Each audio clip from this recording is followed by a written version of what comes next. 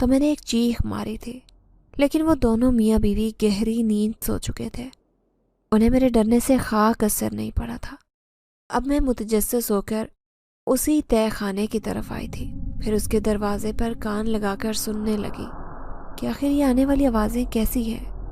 لیکن اچانک ہی میں نے ایک لمبے چوڑے وجود کو سیڑھیوں سے اوپر کی طرف بھاگتے ہوئے دیکھا۔ مارے خوف کے میں بت بن گئی اور بھاگتی ہوئی صوفے کے پیچھے چھپ گئی۔ ایسے لگ رہا تھا کہ میرا آج دم نکل جائے گا۔ اتنا خوف میں نے کبھی زندگی میں محسوس نہیں کیا۔ تبھی میں نے 2 چھوٹے بچوں کو ریلنگ پر جھولتے دیکھا۔ وہ سیڑھیوں کی گرل پر کھیل رہے تھے۔ ان کے بھاگنے کی آوازیں، ان کے قدموں کے چلنے کی آوازیں میں اپنے کانوں سے سن رہی تھی، اور ایسا لگ رہا تھا جیسے کوئی میں بھیانک خواب دیکھ رہی ہوں۔ تبھی اچانک ایک عورت اوپر والی منزل کے کمرے سے نکلی اور ان دونوں بچوں کو اٹھا کر اپنے ساتھ لے گئی۔ یہ سب دیکھنا آسان نہیں تھا۔ میرا پورا وجود پسینے سے بھیگ چکا تھا اور قطرہ قطرہ بن کر پانی نیچے گر رہا تھا، جب اچانک کسی نے میرے کندھے پر ہاتھ رکھا۔ میرے اندر تو اتنی ہمت بھی نہیں تھی کہ میں پلٹ کر دیکھ سکتی کہ میرے پیچھے کون ہے۔ میں سمجھ گئی کہ وہ جنات ہی ہیں جو مجھے ڈرانے کے لیے میرے پیچھے آ گیا ہے، کہیں وہ مجھے اسے تہہ خانے میں نہ لے جائے۔ اس سوچ نے میرے دل کی دھڑکنیں بڑھا دی تھی، اس سے پہلے کہ میں چیخ مار کر بے ہوش ہو جاتی۔ اچانک ہی اماں کی آواز پر میں اچھل پڑی جب وہ کہنے لگی، یہاں کیا کر رہی ہو بیٹی؟ میں نے تمہیں اس لیے روکا تھا تاکہ تم میرے کمرے میں ہی میری خدمت کرو، تم یہاں کیوں آئی؟ اماں جی، میں نے ابھی وہاں کچھ لوگوں کو دیکھا ہے۔ ارے ایسا کچھ نہیں ہے، تم چلو بس اندر کمرے میں۔ وہ مجھے زبردستی اٹھا کر کمرے میں لے آئی تھی، پھر وہیں نیچے فرش پر کپڑا بچھایا۔ حالانکہ مجھے نیند آنے میں بہت خاصی دیر لگی تھی۔ پھر صبح اماں مجھے سمجھاتے ہوئے کہنے لگیں کہ دیکھو، ان سے گھبرایا نہ کرو، انہوں نے تم پر اتنا بڑا احسان کیا ہے، پھر تمہیں کس چیز کا خوف ہے؟ آرام سے یہاں پر کام کرو اور عیش کرو۔ جو تم سے پہلے عورت کام کرتی تھی وہ بھی ایسے ہی گھبرا کر بھاگی تھی، حالانکہ وہ بھی ایک غریب گھر کی تھی۔ ہم تو چاہتے تھے کہ وہ بھی اپنی قسمت بدلیں اور ان ساری چیزوں کو نظر انداز کر دیں، لیکن اس نے بھی تمہاری طرح کی حرکتیں شروع کر دی تھی، اس لیے یہ سب کرنا چھوڑ دو۔ وہ بڑے آرام سے یہ باتیں کر رہی تھی، جیسے ان کے لیے یہ سب معمول کی باتیں ہوں۔ اب میں نے بھی اپنا دل مضبوط کر لیا تھا۔ میں نے سوچ لیا تھا کہ جس طرح وہ عورت ڈر کر یہاں سے کام چھوڑ کر بھاگی تھی، ایسا میں نہیں کروں گی، بلکہ میں یہ سب آنکھوں سے دیکھنے کے باوجود بھی سب کو نظر انداز کروں گی، کیونکہ اماں جی نے میری تنہا اچھی خاصی کر دی تھی، اور اس تنہا سے تو نہ صرف میں اپنا گھر بنا سکتی تھی، بلکہ چھوٹے بہن بھائی اس سے تعلیم بھی حاصل کر سکتے تھے۔ پھر جب مجھے پہلی تنخواہ ملی تو اس کی خوشی ہی الگ تھی۔ اب میں نے اور دل لگا کر کام کرنا شروع کر دیا۔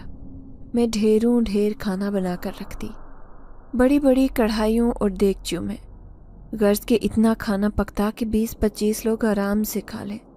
میں حیران بھی ہوتی کہ کیا یہ اتنی بڑی تعداد میں یہاں رہتے ہیں، اور اماں اور ان کے شوہر کو کوئی پریشانی بھی نہیں ہوتی۔ میں خوش ہو جاتی کہ انہیں میرا بنایا ہوا کھانا بہت پسند آ رہا ہے۔ دوسری طرف اماں میری پہلے سے بھی زیادہ مدد کرنے لگی تھی، اس لیے چپ چاپ میرے ہاتھوں پر کچھ نہ کچھ پیسے رکھ دیا کرتی، جنہیں اماں جمع کرتی رہی تھیں۔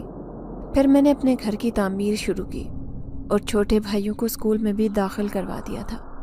میں تو تعلیم حاصل نہیں کر سکی، لیکن میں انہیں تعلیم یافتہ بنانا چاہتی تھی۔ محلے کی عورتیں اماں کے پاس آ کر کہتی، ارے تیری بیٹی سکینہ آج کل کیا کرتی پھر رہی ہے جو تیرے گھر کے حالات اتنی جلدی بدل گئے؟ کہیں وہ کسی غلط دھندے میں تو نہیں پھنس گئی؟ اماں کہنے لگیں، اللہ نہ کرے میری بیٹی غلط کام میں پھنسے، وہ تو کسی بڑے بنگلے پر جا کر کھانا پکاتی ہے اور مالک خوش ہو کر اسے اچھی تنخواہ دے رہے ہیں۔ ارے ہمیں بھی اسی بنگلے پر لگوا دو، ہم بھی عیش کر لیں۔ اماں کہتی کہ وہاں پر صرف ایک ہی ملازمہ کی ضرورت ہے، کیونکہ وہاں پر رہنے والے 2 بوڑھے میاں بیوی ہی ہیں۔ اماں نے ابھی سے ہی میری شادی کا جہیز جوڑنا شروع کر دیا تھا، جبکہ میں انہیں منع کرتی اور کہتی کہ ابھی مجھے زندگی میں بہت کچھ کرنا ہے، اسی لیے وہ میری شادی کے بارے میں نہ سوچیں۔ لیکن ایک دن میں حیران رہ گئی جب شہر میں رہنے والے ہمارے ایک چچا اماں کے پاس آئے اور کہنے لگے، بھابھی میں اس گھر کا حصہ لینے آیا ہوں، अम्मा हैरान होकर कहने लगी, कैसा हिस्सा? तो वो कहने लगे, कई साल पहले मैं इस घर को छोड़कर शहर चला गया था। वहाँ पर मेरा कारोबार है, लेकिन आज मुझे पैसों की ज़रूरत है तो आपको ये घर बेचना होगा। अम्मा कहने लगीं, लेकिन हबीब ने तो मुझे कभी ऐसा नहीं कहा कि इस घर में आपका भी हिस्सा है। भाई मैं बेवा हो चुकी हूँ और तुम्हारा भाई इस दुनिया से चला गया है। मुझ पर रहम करो। मैं अपने छोटे छोटे बच्चों को लेकर कहाँ जाऊँगी? मेरी बेटी ही घर चला रही है और उसके अलावा तो हमारा गुजारा भी नहीं।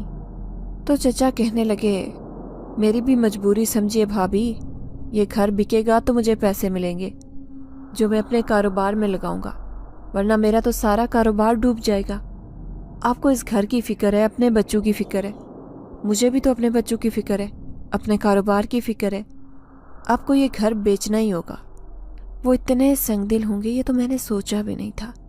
आपके पास 1 हफ्ता है, जब तक मुझे बता देना कि आपने क्या करना है। ये कहकर वो चले गए थे, जबकि अम्मा ज़ोर ज़ोर से रोने लगी। शाम को जब मैं काम से वापस आई तो अम्मा ने मुझे सारी बातें बताई। उससे मेरी हालत बुरी हो गई थी।